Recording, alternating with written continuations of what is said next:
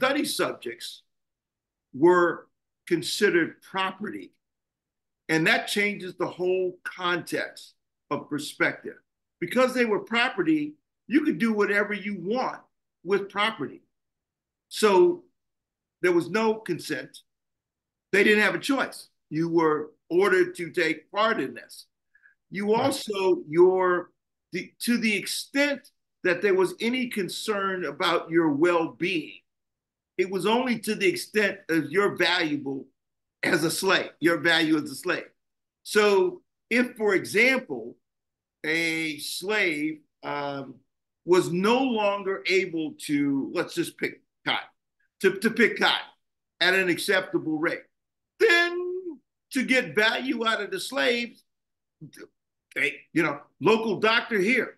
Here's somebody you can cut open and check and see whatever you want to quote, advance medical knowledge, because they were simply trying to exploit and increase the value of their property. Look at it from the perspective of the enslaved, our ancestors, and where we get to the day's distrust. Okay? If you were subjected to, or someone you were related to, not necessarily by blood, but by community, and they simply just had things done to them without explaining, and you saw the after effects, there goes trust. There is no trust. No trust. And in fact, there's a fear. And let's make sure we don't leave out fear throughout the course of our discussion. There's fear. What happens to me if I don't? What happens to me if I resist? What next?